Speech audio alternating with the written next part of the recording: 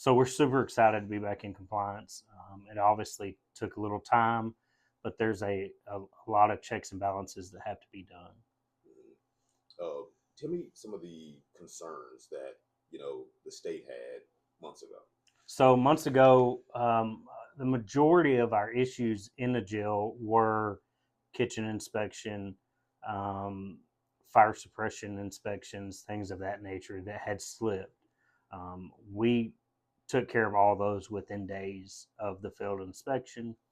Um, Once our cell checks and all that were back on track, we email them every Friday to the Texas Jail Commission, to our inspector. He reviews them.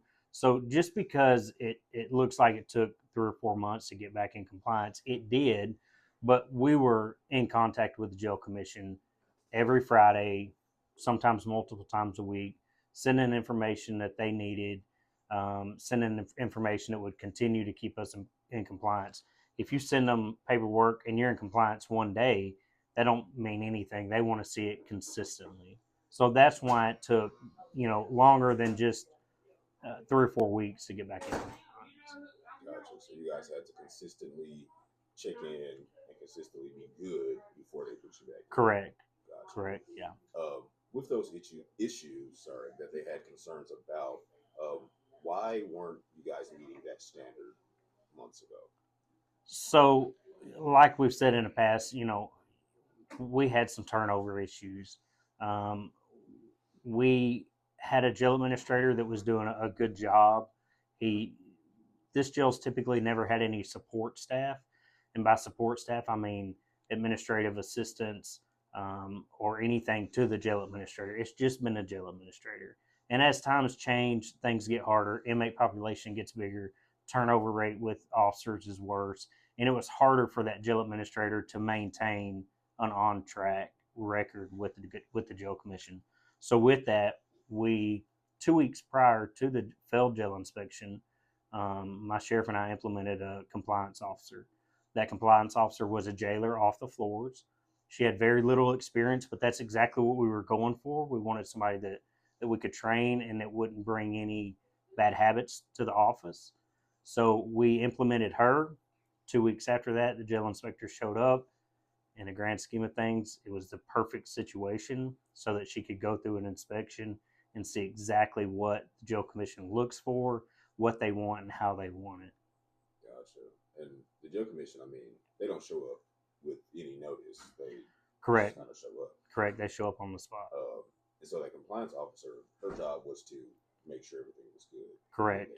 So once the jail inspector left, myself, the previous jail administrator, and our compliance officer, Ms. Garcia, we sat down, we made a plan of action, and basically instructed her on what needed to be done and when it needed to be done by. And she took the steps necessary to make that happen. You mentioned a turnover. How have you guys fixed that issue? I know when we talked last time, I think we did talk about staffing being a concern. Has that been resolved? So the commissioners have been a big support throughout this entire process as far as finances for the jail, the plumbing, the electrical, things that we fixed, things that we've repaired. They've also instated a raise for some jailers so that we can have a better pool to hire from. And with the Senate Bill 22, our jailers also got another additional raise. How many jailers do you guys have now? We're fully staffed right fully now. Staffed. And how many would that be? 15. 15. Yeah, 15 jailers. 15. And when we spoke last time, if you can remember, how many did you guys have then? I don't remember that. Yeah. Yeah. Okay. But it wasn't, anywhere near fully No, staffed. sir. Yeah. No, sir.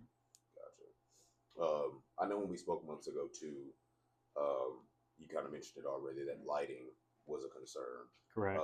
Commissioners came through with that as well. Correct. The commissioners, the county judge. We haven't completed that project, but it is in motion. That is the last thing that hasn't been completed. But since we have a plan and it's in action, we're back in compliance with that. Gotcha. You mentioned how the state, I mean, they want to see you guys being consistent. Correct. how do you guys plan to, now that you're back in compliance, stay in compliance and not to, drop the ball? So this is a mini man and woman operation. I can't do this. The jail administrator can't do this. The compliance officer can't do this. When you talk about a team, it truly takes a team to run a jail.